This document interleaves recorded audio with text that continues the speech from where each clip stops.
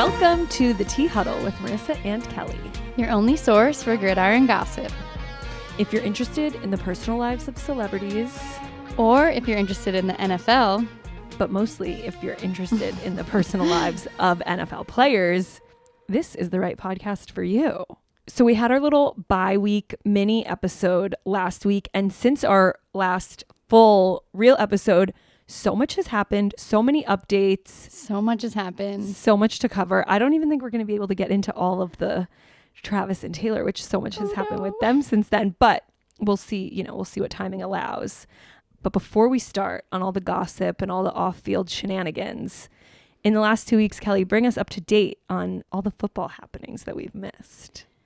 Yeah, they were exciting 2 weeks that we have to update on right now. Starting with the Eagles and the Chiefs, they both get served 2 losses in week 13 and 14. Joe Flacco, he got his first win since God knows when. He said he feels like a 10-year-old kid out there. He is definitely not that age. Man on the field. He is. The Vikings and Raiders played one of the most incompetent games in history, going scoreless until the last 2 minutes of the game, with only one field goal scored between the two teams. And I watched a lot of boring games the past few weeks, and this takes the cake. Wow. I wonder if they didn't score that field goal, do they go into overtime if it ends 0-0, I guess? Yeah, just keep going until they score any points. What losers. And that has never happened, a 0-0 overtime. And it didn't happen this past. But it came pretty close. It came close. They were combined 16 punts and 4 turnovers. So sounds not bad. good football. No. Sean McDermott tried to motivate the Bills by using 9/11 terrorist references. This was really bad. Really bad. The internet was really funny as a result, but just sometimes you have to wonder what goes on in people's minds. Oh man. And then the Patriots actually won a game. There you go. They did it. You believed in Not them. the 2 that I went to, but but at least they got one. We were going to do a whole thing on how bad the Patriots are, but there are a few things we got to say even though they won. Oh God. I've been handed a comprehensive list. Before this past week's win, they had a 2-9 record. They couldn't on a quarterback. They had scored. I feel like I'm torturing you. Yeah, this is really hard for me. I'm just kidding. They had scored 13 points in the past 4 weeks. There was a bye in there. I was at 2 of those. Jabril Peppers, that's how you say it? Yeah, Jabril Peppers. Jabril Peppers came under fire for saying, "You lucky we asked" to Saquon Barkley, and he had to explain himself. There's not much to explain. I mean, it's just such a funny way to phrase it. Like, you're lucky we asked that we're not good. Like, otherwise we'd be winning. Yeah, well, you're not. Okay, anyway, sorry. Back to my list. They became the first team ever to get flexed out of the Monday Night Football slot. This is the most shocking. This one's confusing. So they were playing the Chiefs, which are Super Bowl champs, dating the most famous woman in the world. They were supposed to play Monday Night Football, which to my understanding is like you want eyeballs on that game. Yeah, you want it's it to be usually a good game. A big game, hopefully an exciting one. And then they announced, actually, we're going to demote them. They're like, Sunday. It's not going to be a good game. My theory is that maybe they knew Taylor couldn't make it. Yeah, my theory is maybe she's available on Sunday and not Monday. Or she's not available at all, and they didn't want to. Ooh, so we'll see this Sunday if she makes the flight to New England. But probably they just know something that we don't know. And then my favorite is that Amazon, so they put the visuals up of team on team, and they put like the big star player, and I forget what team they were playing against, but they put like the quarterback or the star of that team, and then they put Bill Belichick. Just Belichick. They were like, nobody on this team has enough name recognition. Nobody. They're like, we don't know who the quarterback is. Neither do I. And Bill is the only one who's still around, who is every week. Get maybe people to watch this game. Yeah, are you done yet? One more. They were eliminated from the playoffs. So now if they keep losing, we can just assume the Pats are terrible. Kelly is pissed about it. We don't have to get into it. That can just be like a blanket assumption moving forward. Yeah, and honestly, I don't know if I want them to win at this point because what good is that? Yeah, right. Like, rest up, get a better draft pick. Yeah, let's just I mean, I love to see a win, so I'm just gonna leave. You it got with one. That one you can hold on to Yeah. till next season. And now that we got that over with, yeah.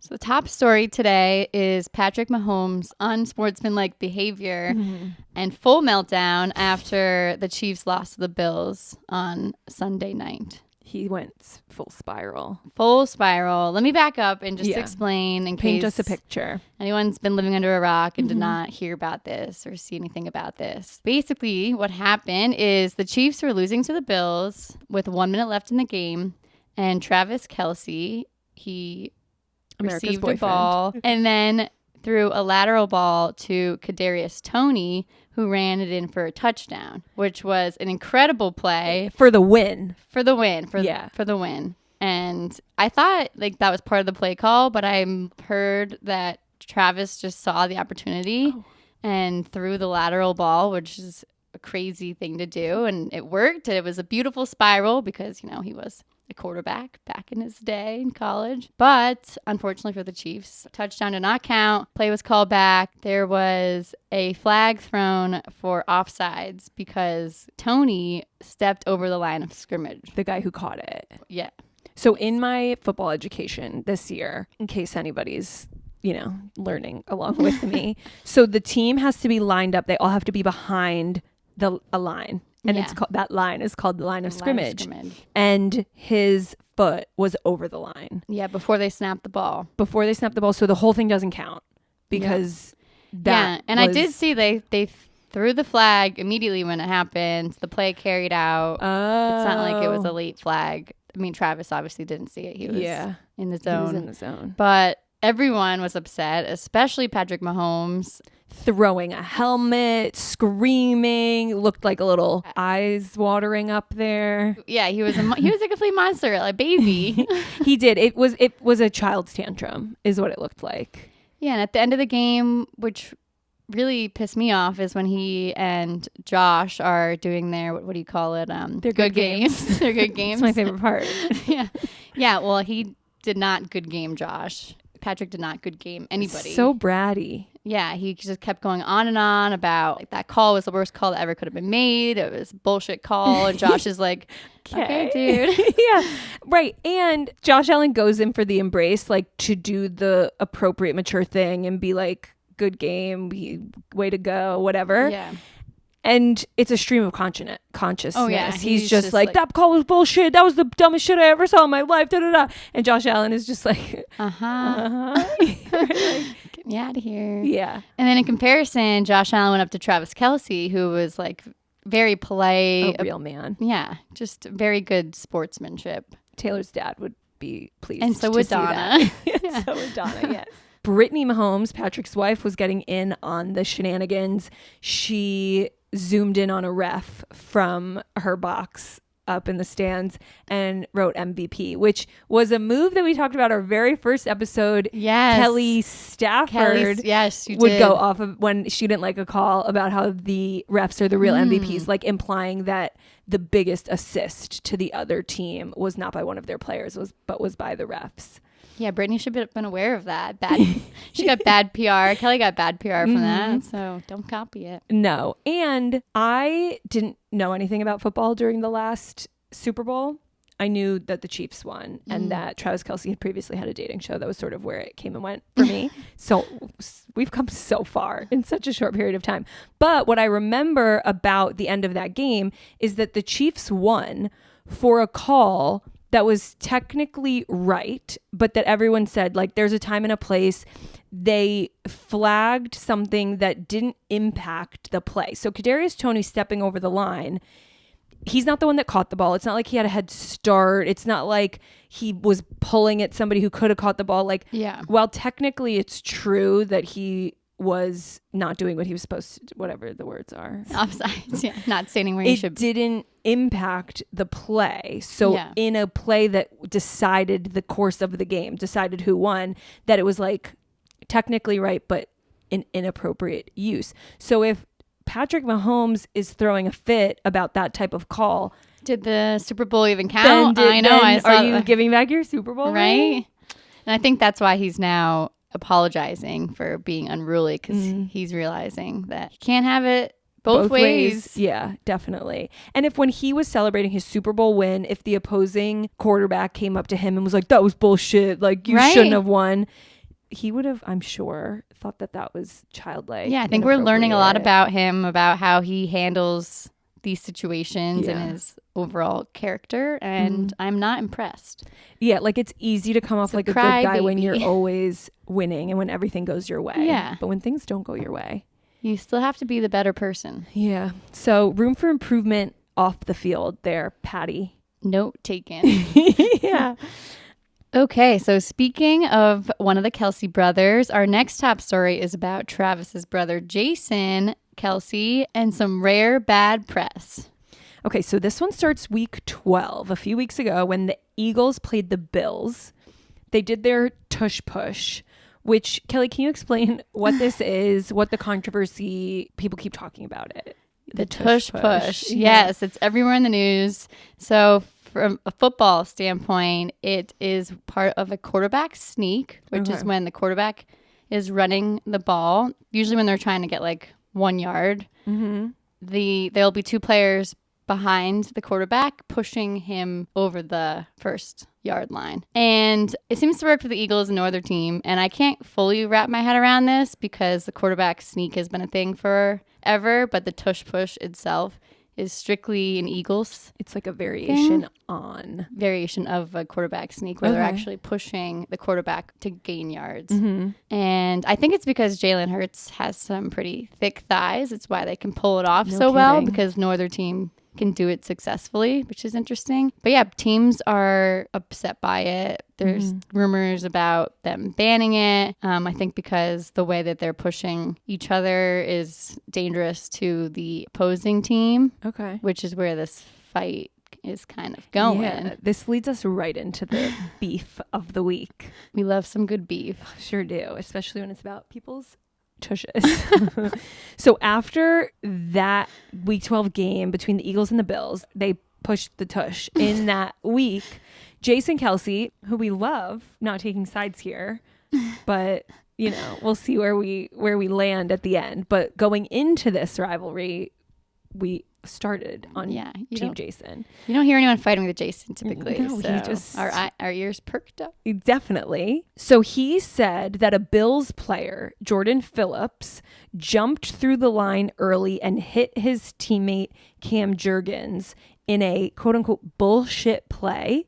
He said Jordan Phillips should have been fined. It should have been a personal foul. And he thinks Phillips intentionally tried to hurt his teammate. So obviously Jordan Phillips retaliated in an interview later in the week. He said about Jason Phillips, he's a well-respected guy around the league for whatever reason. Oh, it's shady. I love it. Now he suddenly has a voice because he's on his brother's podcast and whatnot. So he thinks he can use it. But the way he uses his voice, it doesn't make any sense. Shots fired. Yeah. Editor's note.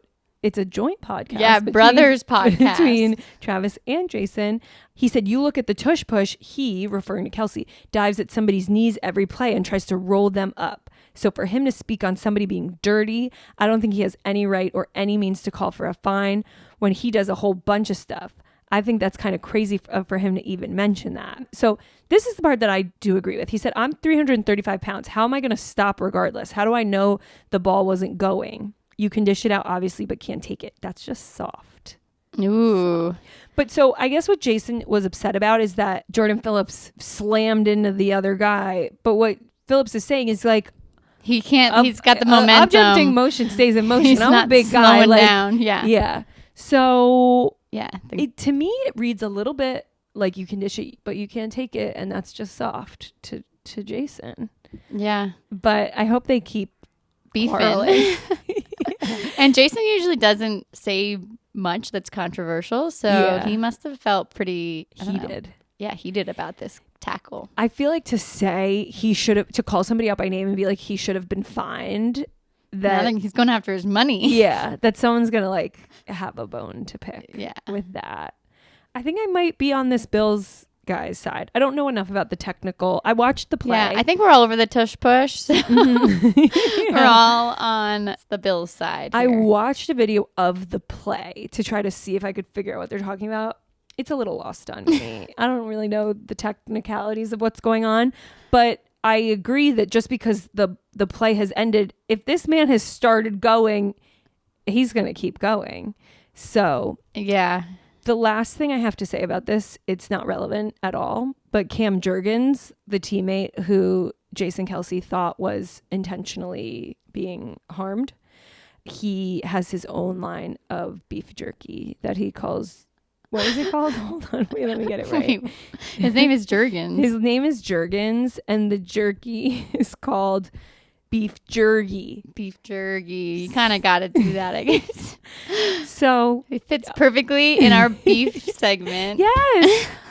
Bring on the beef. This is a beef jerky segment. And in other news, we have the opposite of beef.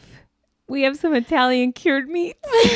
We got some cutlets, some salami, some meatballs. Meatballs. We have a lot of love in the New York, New Jersey area with the Giants' third string backup quarterback taking the tri-state area by storm with his family, Tommy DeVito. Welcome to the Tea Huddle, Tommy. We've talked about him before, but like the love for him is growing. Tommy DeVito, he's everything we've wanted and more.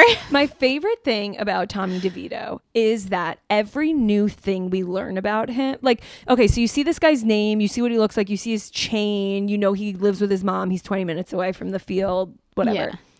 Every new thing we've learned about him feels like we wrote it. I'm sure everybody has seen his agent who went viral. We have to talk about the agent. My favorite tweet was, it looks like somebody put into an AI generator all the information we have about Tommy DeVito, like show us his agent. And this guy is who they popped out.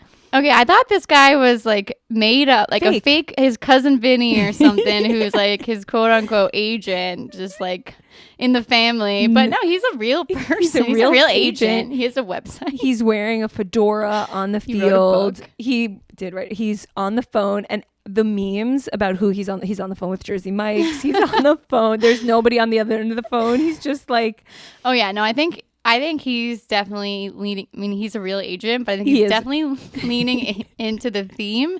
I think everyone on his PR team is really leaning into the Italian theme because it's just it's getting so much love. Good, yeah. The agent's name is Sean Stellato. I went in earlier today to a deep rabbit hole of this man's Twitter going back to maybe 2019, just scrolling.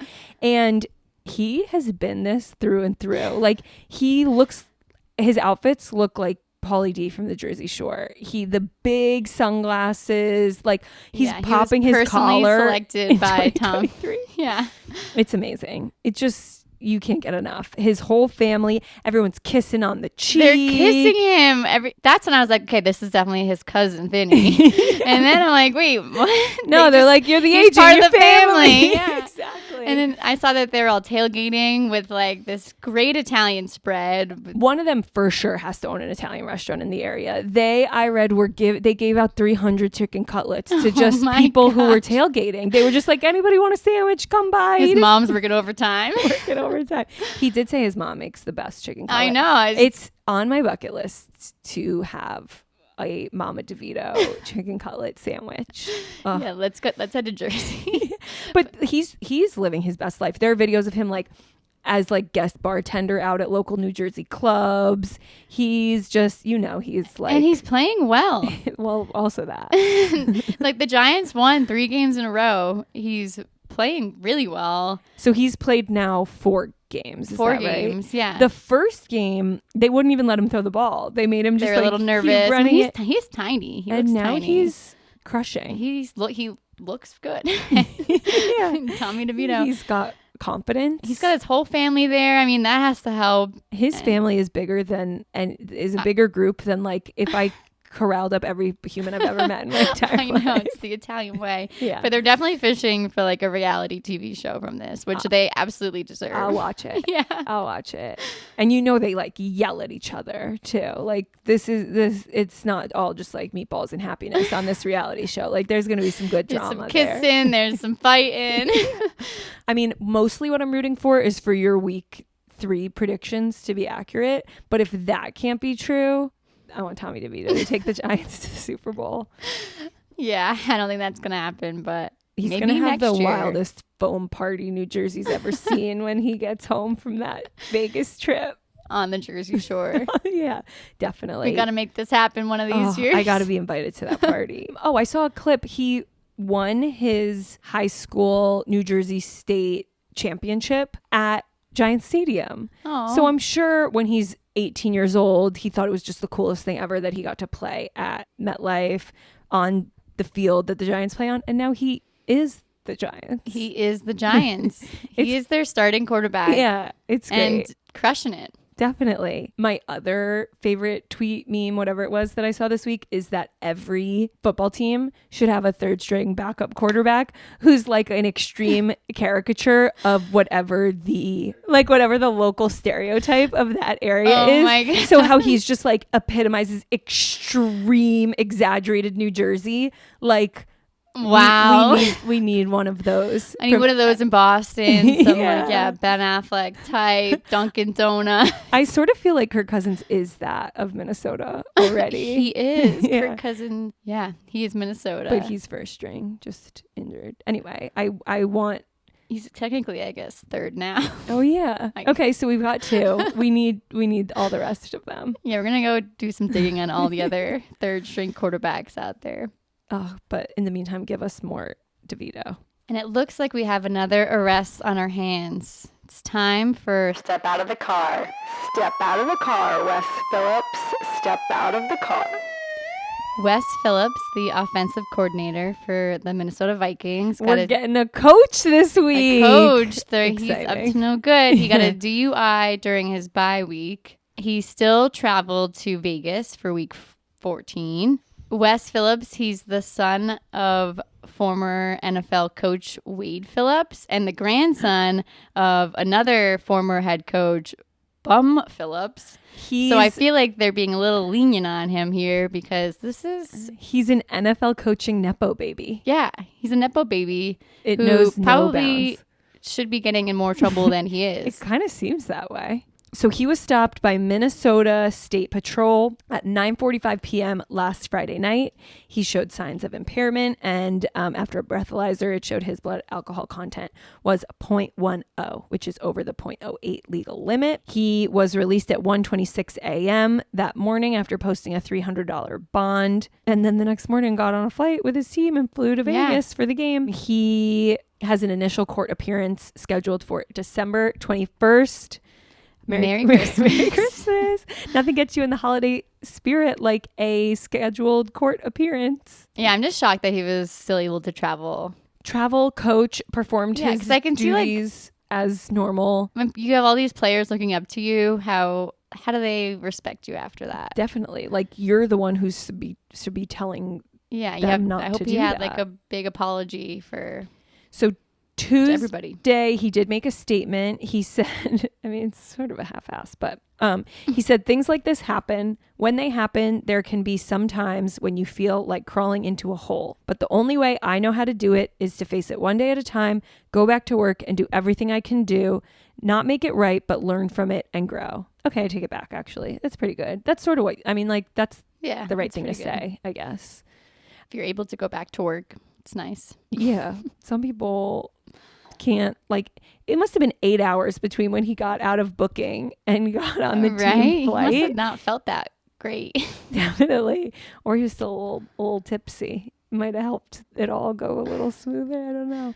But this is rare. It's very not rare for players to be arrested, particularly with driving. These guys just can't call an Uber. I know. But not a coach. Yeah, I've never heard of a coach getting a DUI In the middle of a season, the night before. right before the game. Yeah. Oh, well, just kidding. Actually, I take it back. So it was Friday night. It was Saturday at 1:36 he was released. So it was a day later. It wasn't just hours later. I retract my former statement. Wasn't 1 a.m. It wasn't 1 a.m. Sunday. It was 1 a.m. Saturday. Okay, so he slept it off, took a shower, changed his clothes, and then got on the flight. Still scandalous. My prediction is like this is where it ends, that there's no repercussions, nothing happens. Nepo coach, as we have said. Yeah, but we'll see if maybe something comes out after his court date. My guess is he just like pays a minimal fine and this goes away. But if something different happens, you know where to hear it. Here at the Tea We'll Huddle. find out. We still have a lot to cover. We not only missed 2 weeks of football, we missed 2 weeks of fashions. So we have the return of a Tea Huddle favorite segment, Drip, Drip, Drip. I love this segment. The past few weeks have been especially drippy. Let's much drip. start with a couple from week 13. Mm-hmm. I think my personal favorite is DK Metcalf with a leather kilt on. There was a lot of leather. There's been a lot of leather continuing on into this week. Also from last week, the full leather fit on Deebo Samuels from the 49ers. It's giving like Matrix meets punk. Beats New York City. Yeah, like maybe a little like S&M vibes. Is that weird to say? Yeah, a little Matrix meets Dominatrix. The necklace is really something. The Yeah. little chain. I just would love to know about them putting these outfits together, because clearly they make choices. This is not like, oh, this will be comfortable for me to travel in. This is, I want my photo to be taken when I walk from the car to the stadium, and this is what I want people to. Well, Metcalf was like comfort up top, Yeah. party on the bottom. Yeah, and the boots too. And I mean, it must be working. Metcalf, Deebo Samuel, they're crushing it right now. Metcalf was just the fastest guy in the NFL. Ooh, and Must be that leather. It's really yeah, and he's dating a fashion icon in her own right, Normani, formerly of Fifth Harmony pop star. Oh, So I'm sure she gets outfit approval. yeah, maybe she's chiming in with the kilt. Another leather look. This one is from this week. Stefan Diggs, also he's out there killing it. He's in like, I would call it a leather schoolboy outfit. It sort of looks like. Yeah, he has like, are they like leather Bermuda shorts? Yeah. Or I don't really like those. but- no, they're not for everyone. He sort of pulls it off, I guess. And then the bag. The bag. It's like a laundry basket. Yeah, so I don't know exactly what the vision is in the whole look, but I sort of like it. There's the color. there's contrast. a confidence. We can't talk about Stephon Diggs' game day outfit without talking about his travel outfit, because I want to be wrapped in this pink furry wardrobe. Yeah, he looks cozy for travel. Really channeling his inner Barbie, Yeah, and I love it. me too. Comfy, chic, He goes from this to a leather outfit. to the leather schoolboy. Versatility. He can do it all. Mm-hmm. My favorite of this past week was Odell Beckham Jr., OBJ, who showed up in sparkly bell bottoms. It's like a 70s retro fit. I think this bright blue bag he's carrying is Hermes. So a costly outfit.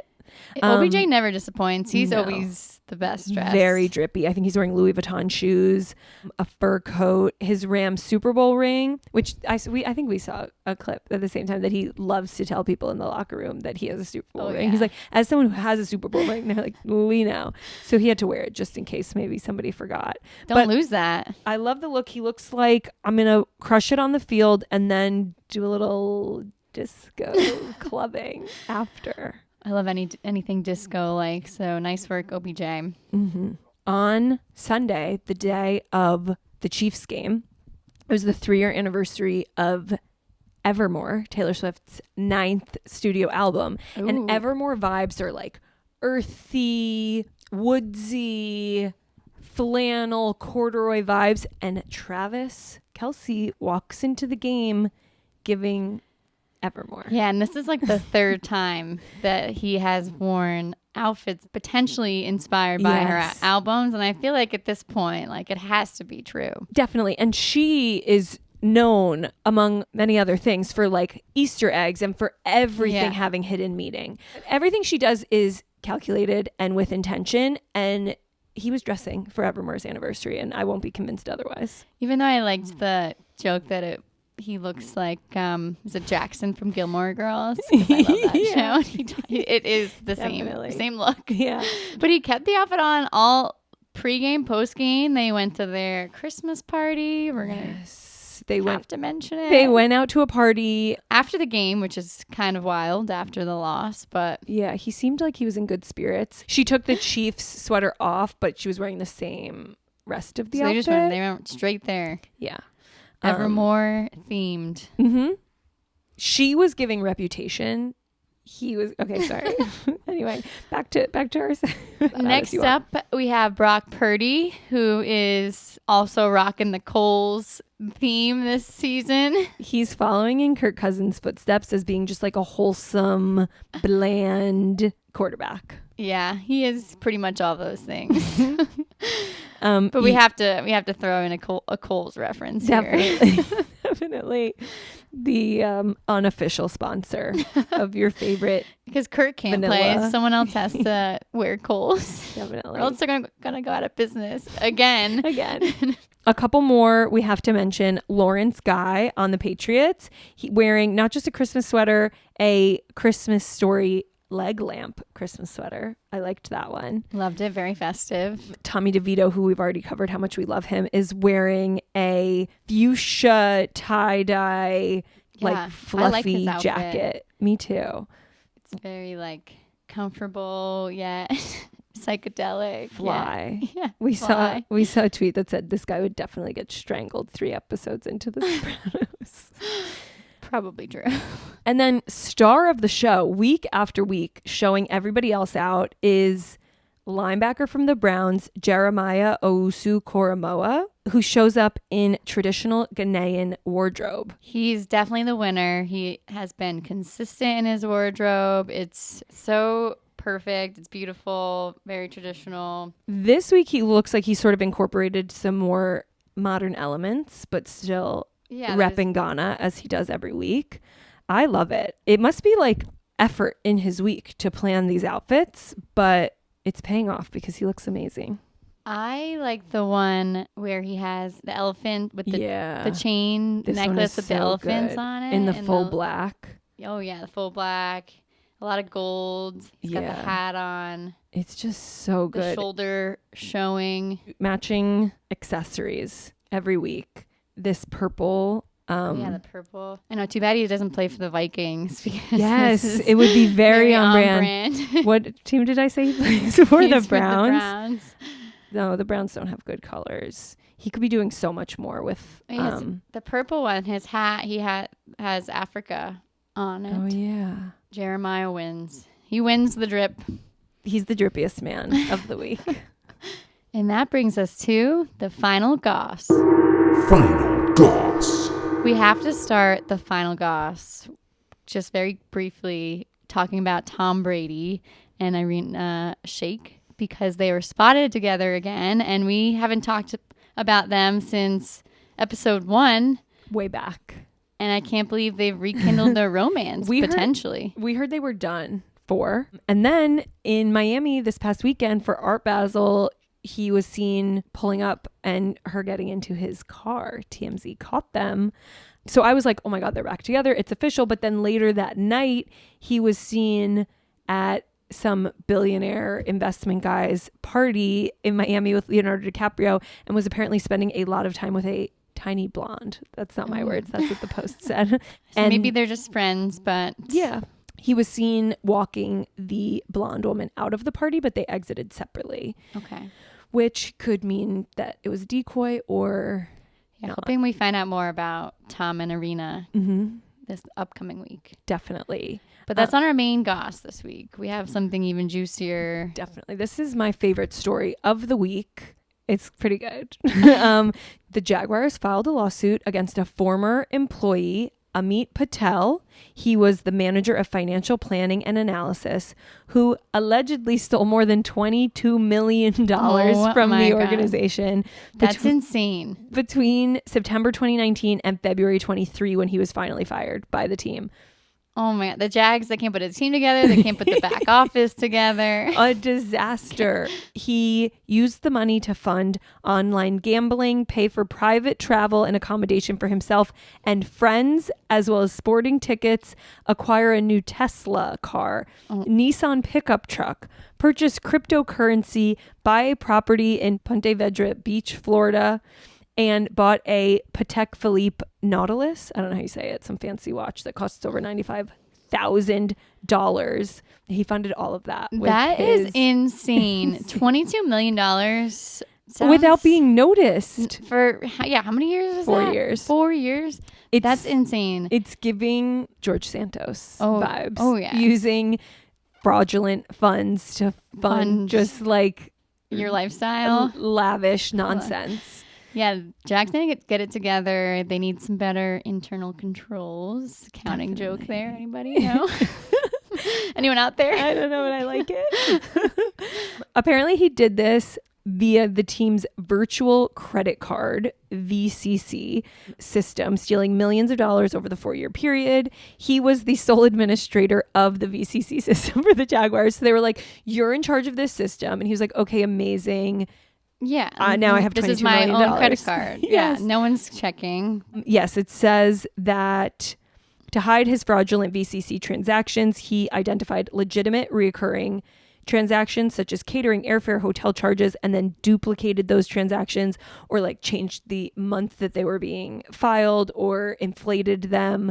So it took them a while to realize. Wow. But he went down in flames because the court docs have been filed. I can't believe it took them that long to figure it out. I'm just like, I hope the watch was worth it. I hear there are really good clocks in prison. So I mean, yeah, I hope he had the best 4 years of his life because I'm sure they're taking all of the money back, all of the material items, everything, the Nissan pickup truck. It's impressive. It is impressive. I mean, it just goes to show you that What does it go to show you? the NFL has no business in finance. Yeah, that is what it goes to show you. And that Amit Patel went out in a blaze of glory. It said that originally the court docs just said it had him being charged by like Organization A. Everything was anonymous, but that the Jaguars admitted, like came forward and said, this person did work for us. We did fire him. He did steal from us.